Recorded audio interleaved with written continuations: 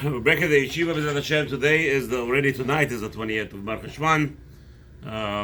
Thursday night, 2 more nights, we're gonna have Rosh Chodesh B'ezrat Hashem. We're here back at Perik Bet, second chapter, Mishnah Bet.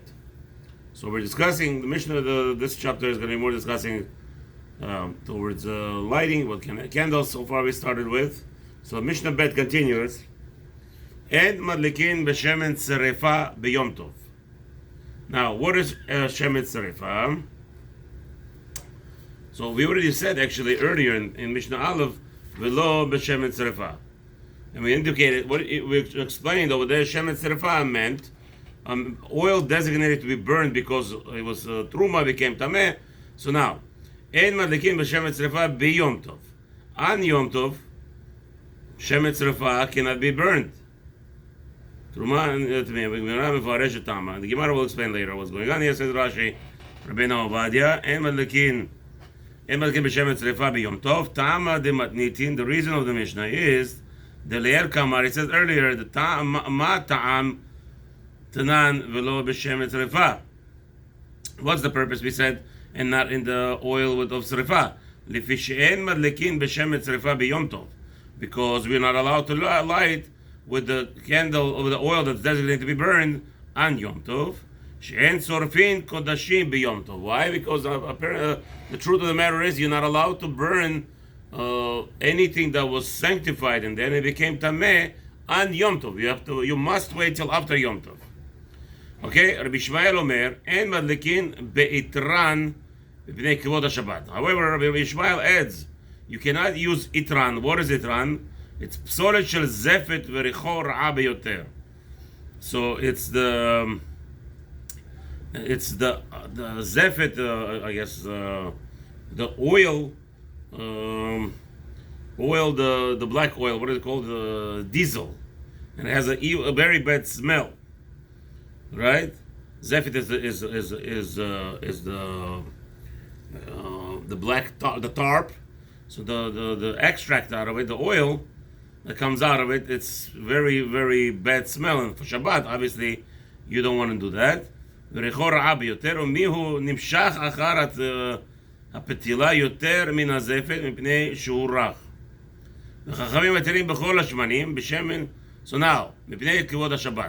so Rishma says, for the honor of Shabbat, you cannot, even though it lights very good, we cannot use it for Shabbat because of the smell. However, the rabbis will allow many different types of oils. So, shemen, shum shemen. Shum shemen is sesame. So so it starts b'shemen shum shemen. The Chachamim say with the sesame. Rabbi Nawadi says shum shemen kach shmo be'arbi b'hu zer adak matok. Be'eretz Israel mimeno harbe. So Eretz Israel has a lot of sesame seed oil. So Rabbi Navadia tells us that's what they use in Israel. It's more, I guess, it's cheaper than olive oil for sure. B'shemen agozim. Now shemen agozim, it's walnuts. The walnuts that have oil, they make oil out of that. That's also you're allowed to light. B'shemen tzenonot. Nonot is turnip. So apparently there was a way to squeeze out, to extract oil out of the turnips, and that would be also allowed to light. Shemen hayotzem bezeretz non. So the way that it was done is actually not fully ripened fruit turnip. And the Rabbi Navadia points out that it has to be kernels, the kernels, the seeds of the turnip. I guess they could squeeze out oil there. Continues the Mishnah. It says b'shemen dagim. Okay, everybody likes to drink omega oil, omega 3, whatever. That's the oil of the fish. B'shemen pakuot. What's pakuot? Pakuot is there is a pumpkin that grows in the desert. Midbarit. It says Rabbi Navadia, it's delat midbarit. It's a pumpkin that grows in the desert. I guess its seeds also produce good oil. Beitran uveneft. So the word itran with the ayin, let me just cover it. Beitran. En Madakin Beitran. So Rabbi Ishmael Omer, En Madakin Beitran. So over here, the rabbis are actually arguing with Rabbi Ishmael. So they say Itran or Beneft. You're allowed to light even with the diesel and Itran. I guess the oil that means Zefit hu Lavan Verichor Ra. Okay, so neft is the clear. Sometimes you see those in the shul. People light with the in Ashkenazic shuls. It's very prevalent. It's neft. It's white sometimes, clear, and it has a bad smell. So the Rabbi Chachamim say, regardless of the smell, you're allowed to light with it for Shabbat. Rabbi Tarfon Omer. Rabbi Tarfon is more machmir than anybody. And he says, in reality, he grew up, he was in Israel, where there was plenty of Shem and Zayit. Unlike many parts of the world, they didn't even know what oil is, let alone Shem and Zayit, olive oil. So he says, Rabbi Tarfon came and said, En Madakin El B'Shem and Zayit. That's it. He holds that Shem and Zayit, that's the only thing that you light candles with. This is the Mukhar bin Mukhar. This is the most chosen oil to be lighting with. Rabbi Tarfon makes this statement. So we could assume clearly that Rabbi Tarfon maybe was not aware some countries don't have the oil because he had so much in his time. So says Rabbeinu Ovadia. Let's continue with neft. Means zevit, okay? Ve'alacha kechachamim shemedlakim b'chol hashemanim. So Rabbeinu Ovadia says right away, the halacha we hold, the halacha psak halacha is that it's like the rabbis, the sages. We are allowed to light candles for Shabbat with any oil you find. Chutz me'otana pesolot shenimneu le'el b'matnitin. Except for the first ones that we enumerated in the first Mishnah, Aleph. Those will be asur. V'chutz mishemen aparsimon v'neft v'lavan. And also, the Chachamim will say you are not allowed to use aparsimon, the oil that comes out extracted from the persimmon. I guess so. The oil probably is not strong enough. V'neft lavan, and even this diesel, that's the clear diesel that people use to light by the chazan, the two candles by Ashkenazim. So that will be also not allowed. Shekol echad mishnei elu hashemanim hu ab v'soref.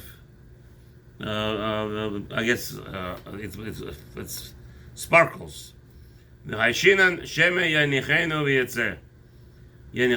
we're afraid because they're jumping oils, this persimmon and all the other oils that the Mishnah and the Aleph mentioned, and this neft, this white clear liquid of not oil, just the diesel. All of those, they are sparkling. And since they are sparkling, we're afraid you're going to abandon them. And they could cause damage. Another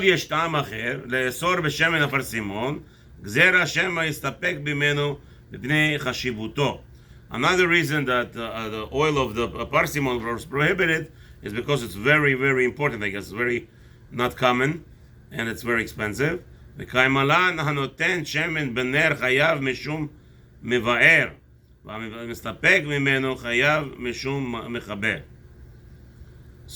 the rabbi says, if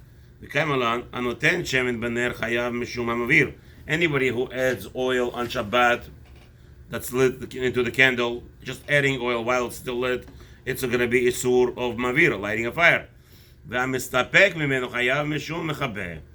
But because it's very expensive, and what you're going to do, you're going to withdraw from it. So meaning, if you're going to be withdrawing, you're going to have an isur, withdrawing the oil from the lamp, you're going to have an isur of putting out the fire too early. And therefore, in those instances, the person will be chayav chatat if he does it b'shogeg. If he does it on purpose, he will be punished by mamash b'mchad Shabbat. Therefore, the rabbis didn't allow such expensive oil to be used for candle lighting for Shabbat. So Rabbi Tarfon says only Shem and Zayit bilvad. That's how the Mishnah ends. We go to Mishnah Gimel. Kol hayotze min ha'etz en madlikin bo ela pishtan. So now we're discussing how to light the oil, right? I don't believe the extracts of the trees. You're gonna have the bark of the trees is going to give you oil. So what are we talking about here? So now we're talking about now ptirot, where you're allowed to use as wicks for candles for Shabbat. So he says the first thing the Mishnah says, Kol hayotze min ha'etz en madlikin bo ela pishtan. So any element that you want to use for candle lighting on Shabbat, for Shabbat, you cannot use unless it's pishtan, flax, linen, or whatever, the flax from the tree. V'chol hayotze min ha'etz eno mitameh tumat ohalim ela pishtan. So since nothing from that tree that cannot be used for the element of a certain, for this purpose kind, so the rabbi says over here, the Mishnah says, Eno mitameh tumat ohalim ela pishtan. So I guess if the rabbi will discuss what does that mean, tumat ohalim, the tomb of the tent, they're not effective. Nothing that comes out of the tree will not be effective as a tumat ohalim. We'll discuss. We'll go into it. We'll go to Rabbeinu Avadia. But let's finish the Mishnah. Tilat beged shekipla velo yivhava. So if you made a wick out of a cloth, shekipla velo yivhava, you have folded it, I guess, but not rolled it up or make it usable. It wasn't yivhava. Let's see. הבגד שקיפלה שלקח חתיכת בגד וקיפלה וגללה בחול על ידי לעשותה פתיתלה. So kipla means that you took a piece of cloth and you rolled it on the ground to make it like a round rope. ולא יבהבה, שלא יבהבה ראש בחול שתהיה דולקת יפה. So that's something that you didn't light before Shabbat. So again, in olden days, that not like today, weeks we could light it and right away it works. In olden days, you actually had to work on the wick to be lit. Then you pull it out, and you put now with your mouth, you put it out the way you want it. Then you put the wick inside the oil, and it starts absorbing the oil. And now, since it was lit already, this cloth will light faster when it's time to come to use it. So he says you're not allowed to use, right? You can't use. You can't use this clothing wick out of clothing unless you already prepared it before Shabbat, did it before Shabbat. Rabbi Eliezer Omer Tme'ah ve'en madlikin ba. Rabbi Eliezer says no, it's tameh, this cloth, and therefore because it could become tameh, meaning it's ra'ul lekabel tumah, right? Because it's a baguette, so any baguette, then you cannot light a candle, or you cannot light with it. Rabbi Akiva Omer tehora u'madlikin ba. Rabbi Akiva said no, once you separated a little piece and you know for sure it's not tameh, it's tahor. Right now it's tahor. So since it's tahor, it didn't become tameh. All right. Therefore, Rabbi Akiva will allow you to use. Let's say more. Let's say Rabbi Avadia explains it. Let's go to Mishnah Gimel. Rabbi Avadia. Kol yotze min ha'etz min malakim bo la'asot mimenu ptila. So Rabbi Avadia right away tells you what does that mean? That whatever comes out of the tree, whatever comes out of the tree, you cannot use it for ptila except for the ela pishtan. So what is pishtan? It's a flax, the things that are I guess the flowing out of it, or growing out of the tree. Ela pishtan de ikri etz kedichtiv, as it says over there. V'titmanam bepishtei ha'etz, and they hid it in Yeshua. And they hid it within the flax of the what's his name, of the tree. So that's the bark that's coming out from the tree. It's I guess first it's liquid, then it dries, it becomes like a tree itself. So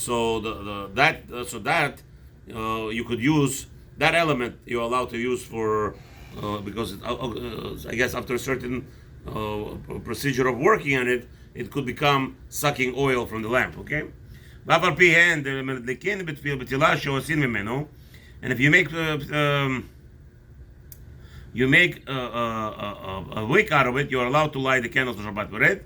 The cannabis, the tzemer gefen, lav yotzin min ha'etz dinhu. So the cannabis, if that's what the real cannabis, I don't know, Rabbi, if they had the same name cannabis today, the tzemer and also tzemer gefen and also the cotton itself, lav yotzin min ha'etz. They don't come out from the tree, Ela minei zerahen hirkach madlekin bahem. Oh, so if you take a cotton and you roll up a cotton and you drop it into oil, that will be the best for observing. You're allowed to light with that. Well, also cannabis, the cannabis plant, I guess you dry it, roll it or something, you throw it into oil, you could also light with it because it absorbs. because they are part of plant itself, the vegetation. Therefore, you are allowed to light with them. ופשתן נמי מן זרע הוא, ולא יצטרך לריבוי אלא משום דאיקרא עץ דכתיב, ותתמנע בפשתי העץ. So this flask, pishtan, it's why you allowed to pishtan? Nami min zerahu. So I guess it's. So I thought I was talking about the things that are the extra kind of the tree. No, pishtan is actually its own flask that grows on itself. And even though it's called a tree, it's called etz in the Navi, but I guess it's not fully a tree itself. So again, that's why the Mishnah starts called etz min ha'etz and madakin bo ela pishtan. So pishtan maybe has the appearance of the tree, and still it's going to be allowed. Upishtan nami min zerahu. Okay, pishtan is some kind of a vegetation. V'lo itzterech lerebuye ela b'shum deikri etz. Okay, eno mitamet tumat ohalim. Now we said, then the Mishnah said, however, all the other trees, they will not be mitameh as a tent. However, the pishtan will. So let's see what does that mean. So if you made out of a tree a tent, and there's a dead body in it, בית בטעון הזעה וטבילה. הווה כשאר בית, ואין טעון הזעה וטבילה, דאוהל עצמו אינו מקבל, דאוהל עצמו אינו מקבל, טומאה אלא כלים שתחתיו. So he's saying that if, בכל היוצא מן העץ, אינו מטמא טומאת אוהלים אלא פשתן. So what happens is, what we're discussing here is, you have a dead body and it's covered with a tent of, the tent itself is made out of wood, from a tree. So it doesn't become tameh. Doesn't become tameh. Only if the tent itself, what becomes tameh? Whatever is inside. Right? So let's say a house. A house, you build a house and there is a dead body. So anything that inside that house, anyone goes into that house, even a Jew or a Kohen is allowed to enter there, because now this is it's a tumah that's spread all over. So the tumah is spread all over as long as we have the dead body here. Once we take out the dead body, so the tumah leaves. Now there's no more tumah here because the house is not tameh. What is staying tumah? All those utensils, anything that was movable, tangible objects, they all become tameh. So all those have to be mitarin. But the tent itself will be intact and will stay not tameh, except for pishtan. If the tent itself, but if the tent ela pishtan, but if the tent was made out of the flax seeds or flax, sha'oil atzmo tameh. Now over here is saying, I guess because they're usable, you could use it for other usage, right? Where you have let's say for what's his name, in our scenario where you could use it for candle lighting, or like we just discussed, because the flax, whatever it's called, that thing, the tree, the bark, whatever, that vegetation could be used as building a tent. The tent itself will become tameh. How do we know that? It says במדבר, והזה על האוהל, והיזה על האוהל. You see over there, but the Torah tells you that you have to sprinkle the mechatat on the tent. ולפנין אוהל ממשכן, כדכתיב ב. Okay, וילפינן אוהל במשכן. And we learn it from the oil of the Mishkan. דכתיב ב, it says, ויפרוס את האוהל על המשכן, where it says today that you spread the tent over the Mishkan. ולא היה באוהל המשכן דבר יוצא מן העץ, אלא פשתן. And there was nothing in the oil, ולא היה באוהל המשכן, the oil of the tabernacle, only things that came out of the pishtan, from the flask. כדכתיב 10 יריות 6 משזר. As it says over there, the 10 yiriyot, the 10 poles, shesh morzar, as it's described over there. Shekipila kederech. Okay, so now we're saying the question was, if you're taking a baggage, taking a cloth, the Mishnah continues taking a cloth and you roll it in the dirt, and now you're making it like a wick. Shegodlin aptilot. All right. So shekivla kederech shegodlin aptilot. Shekivla, you roll it like the aptilot, like the wicks are. Habhaba ala shlhevet kedei shetihye mechurechet v'tadalik yafeh. So the reason why you light it, as we already said, is described earlier. You must light it before Shabbat to make sure that it's lightable. Ubebeged sheyesh bo shlosha etzbeotav. If the cloth, okay, so now we have a size of clothing that will render anything tameh. There is it has to have size of 3 thumb breadths. Al shlosha etzbeot. So it has to be width, it has to be diameter of 3 by 3 thumb breadths. Metzumtzamot askinan tameahi. Now that will become tameh. The tameh, what does the Mishnah continues says? The Eliezer said it's tameh. The kfula eno mevatla betorat beged. Just because, I guess we're talking about it's bigger than 3 hand breadths by 3 thumb breadths by 3 thumb breadths, and it's rolled up. So just because it's rolled up, it's not obviously 3 by 3. It's smaller. Says Rabbi Eliezer. Still. It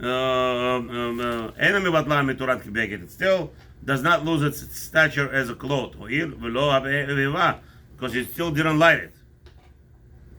Rabbi Akiva said it's tahora. It's you are able to use it. Why? The pula betela mitorat beged v'hi ki'ilu enaba gimel al gimel. So Rabbi Akiva says no. Once you roll it in dirt, it's therefore no longer has a name of a cloth that it was before, and it's no longer 3 by 3 because he rolled it up. V'chol pachod megimel al gimel tahor militameh lo benagaim v'lo betumot met. And therefore, if it's less than a 3 by 3 cloth, even though it's rolled up, says Rabbi Akiva, it's okay because anything is right now in its status. It's not 3 by 3. It's a roll of wick, right? It's a roll of a wick, and therefore it does not become tameh ever. That's Rabbi Akiva's opinion. Let's see. So the Mishnah continues. Rabbi Akiva Omer Matehora u'madlikin ba. Now who says ve'en madlikin ba here? Now Rabbi Avadia goes back on the Mishnah, the previous before the statement before Rabbi Akiva. Ve'en madlikin ba. What does that mean?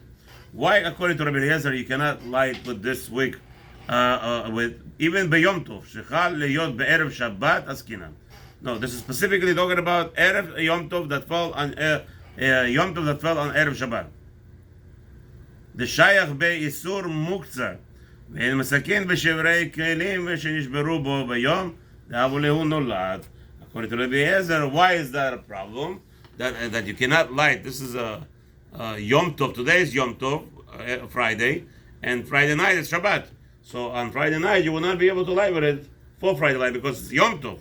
So you cannot use broken utensil. This is a broken or ripped cloth from a baguette, and therefore Rabbi Eliezer still holds to his guns and says no. Aval bekelim maskinan de'a achaz u'litirtul. V'kuli alma it lehu hamadlik tzarich leadlik rov hayotze min hapetila chutz lener kodem sheyisaleg yadav. Here comes Tamad Rabbi Eliezer the Amar en madlikin ba v'ksavar kfula lo betela metorat keli. Even though Rabbi Eliezer says since it's folded, it still doesn't disqualify it from being kli just because it's folded. Again, according to the smallest kli baguette from meaning cloth, if it's 3 by 3, says Rabbi Eliezer, in technicality speaking, it is 3 by 3.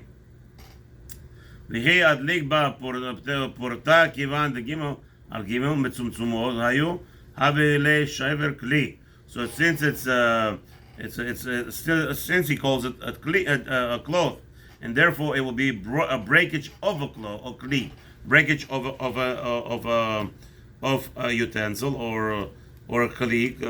Clothes are also called kli. Therefore, the pachot megimel alav kli, even though we know that it's less than 3 by 3, it's not a kli. וכי מדליק בידם להשלים רוב היוצא נמצא שמדליק בשבר כלי שנשבר ביום טוב. So it's going to look like you are, so when you are, lighting with it, it will appear as if you're lighting with a broken kli on Yom Tov. וכי אמרינן המסכינן בכלים דווקא שלא ייגע בו אחר שנפחת. Rabbi Akiva אומר מדליקין בה. Rabbi Akiva says, you do light with it because he holds kfula betela mitorat keli. Once it's folded, it's no, and of course you also rub it in the dirt, so it loses completely its status as before. Therefore, it's not in the category of kli. Kafla erev yom tov then godelin petila biyom tov. Also, another important rule is that you're supposed to roll it up before yom tov. ונמצא שאין כאן שבר כלי שנשבר ביום טוב. And since you rolled it up before Yom Tov, says Rabbi Akiva, we don't have here a problem of using something on Yom Tov that was broken. And therefore, it's not a problem. Therefore, you are allowed to light with this clothing. And the halacha is like Rabbi Akiva. We do light with it. Mishnah Daled, hopefully tomorrow.